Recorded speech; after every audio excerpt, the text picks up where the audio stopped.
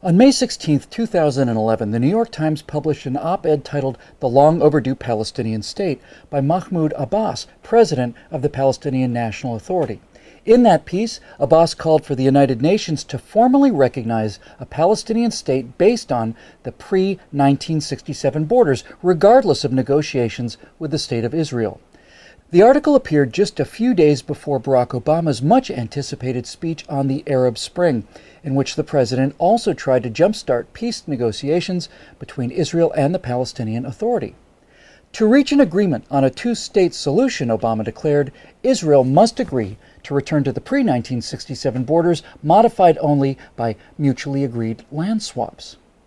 Now, neither Mr. Abbas nor Mr. Obama can explain how anyone could have recognized a United Nations designated Palestinian state that Palestinian leaders and the Arab states themselves have rejected. Of the troubles in Ireland, the poet William Butler Yeats once wrote, "Great hatred, little room, maimed us at the start." In Palestine at the start, there was plenty of room, more than enough room, for a prosperous Jewish state and a prosperous Arab state. After World War I ended, with the dismantling of the Ottoman Empire, the League of Nations established the Mandate for Palestine, including all of the land that is now Israel, the West Bank, and the Gaza Strip, plus the entire territory east of the Jordan River, now called the Kingdom of Jordan. The area under the Mandate was as large as Syria and about half as large as Iraq, yet the total population at the time was less than 1 million, of whom 10% were Jews. It was in that vast, underdeveloped, and underpopulated territory that the British had promised in the language of the 1917 Balfour Declaration to support the establishment in Palestine of a national home for the Jewish people. The declaration also promised that nothing shall be done which may prejudice the civil and religious rights of existing non-Jewish communities in Palestine. Open Jewish immigration to the Holy Land was encouraged, as was freedom of speech, religion, and assembly for the Arabs of Palestine, rights they had sorely lacked under Turkish rule.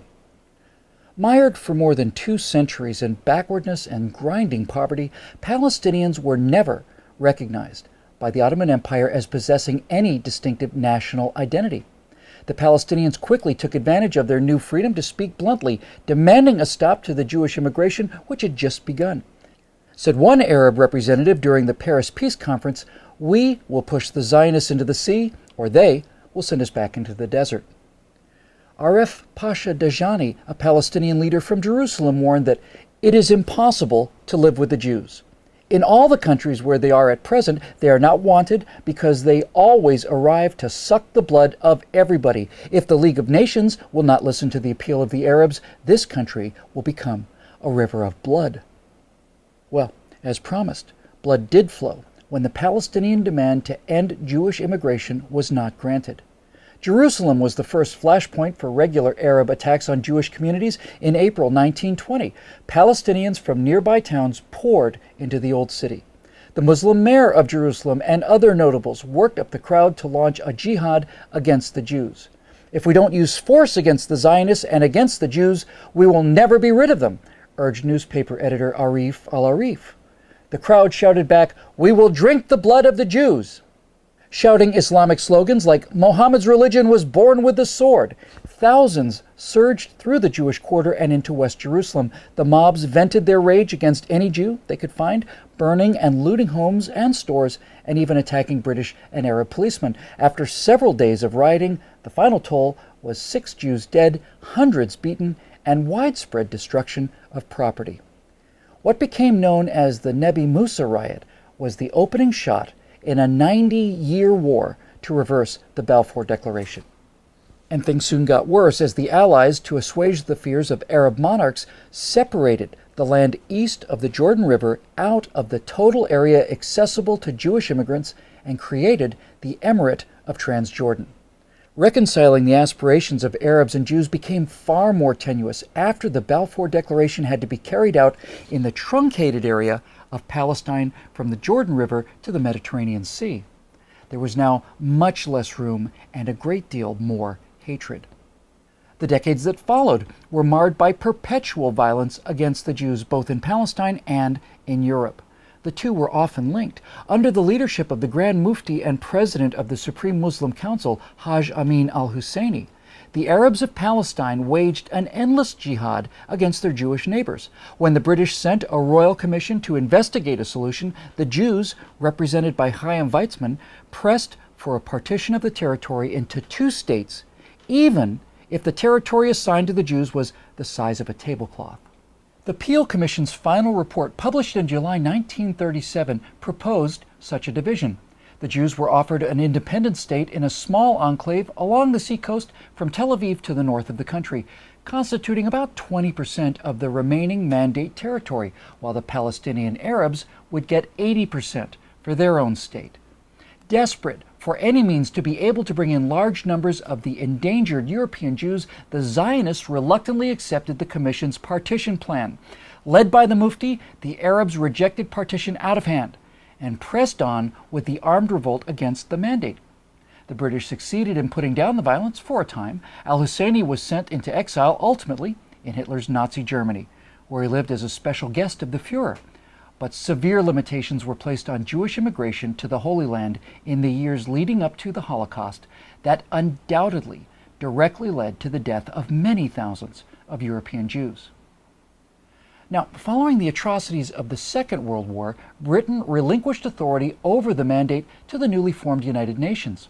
The UN created yet another commission to try to figure out what to do with the contested territory. The United Nations Special Committee on Palestine recommended, by a vote of 7-3, yet another two-state solution, another partition plan to the General Assembly. This plan would have seen the territory divided almost equally between Jews and Arabs. Once again, the Zionists made public their acceptance of the proposal, and once again, Arab officials announced that any partition would be met with rivers of blood. Shortly after the UN vote, the 20-member Arab League sent their newly organized Arab Liberation Army against the Jews of Palestine. Elements of 5 regular Arab armies from Egypt, Jordan, Syria, Iraq, and Lebanon invaded Israel on May 15, 1948. Arab League Secretary General Abdul Rahman Azam vowed, "This will be a war of extermination and a momentous massacre, which will be spoken of like the Mongol massacres and the Crusades." But despite their overwhelming numbers and heated rhetoric, after a year of fighting, it was the Jewish state that had won a decisive victory. Based on the 1949 armistice lines, Israel's territory expanded by almost 40%. The Palestinian Arabs were the big losers. For the second time in 10 years, their leaders rejected a partition plan that would have given them independence and more land designated for their state than for the Jewish state. Instead, they ended up with nothing, and 650,000 Palestinians became refugees. Jordan's King Abdullah sent his Arab Legion to occupy the Palestinian West Bank and annex the territory to his kingdom. Egypt took the Gaza Strip and for the next 18 years denied Palestinians any civil rights. It never occurred to the rulers of Jordan or Egypt to create a state for the homeless Palestinians, nor did new Palestinian leaders like Yasser Arafat protest this occupation of their land by foreign rulers. Now, 3 times in the past decade, Israeli prime ministers have offered Palestinian leaders an independent state, far more generous than anything Jordan and Egypt ever allowed when they controlled the West Bank and Gaza. At Camp David in 2000, Israeli Prime Minister Ehud Barak agreed to the border suggested by President Clinton that would have established a West Bank Gaza Palestinian state with some territorial adjustments and with the Palestinians getting East Jerusalem as their capital. For his part, Palestinian Liberation Organization Chairman Yasser Arafat walked out of negotiations, went back home, and launched the Second Intifada. Invoking Islamic Jew hatred as justification, the Palestinians conducted a 3-year brutal campaign of suicide bombings against Israeli pizza parlors, wedding halls, and discotheques. In 2005, Israeli Prime Minister Ariel Sharon decided that it was against Israel's security interest to govern the 1.1 million Palestinians in the Gaza Strip. Sharon dismantled all of the Jewish settlements and pulled Israeli forces back across the 1967 borders between Israel and Gaza without even any land swaps. As an added bonus, Israel left the Palestinians a thriving flour export industry to help jumpstart the local economy. The Palestinians' response to this generosity? Well, first they destroyed the donated greenhouses, and then they launched a war of missiles and rockets against civilian targets in Israel. In a September 2008 meeting in Jerusalem, then Israeli Prime Minister Ehud Olmert presented President Abbas with a detailed map of a future Palestinian state that, with land swaps, would constitute close to 100% of the territory of the West Bank and Gaza prior to the June 1967 war. Olmert also offered to divide Jerusalem, enabling the Palestinians to locate their capital in the eastern half of the city. Promising to come back the next day for further discussions, Abbas took Olmert's map to his Ramallah office, just a few miles outside Jerusalem, for his aides to study. But Abbas never returned with the map. This was the last time the Israeli and Palestinian leaders met. Many times over the last 63 years, both the international community and the State of Israel have offered the Arabs of Palestine their own state. Each time, these offers have been met by more violence against Jewish citizens. Neither President Abbas nor President Obama are ignorant of this fact.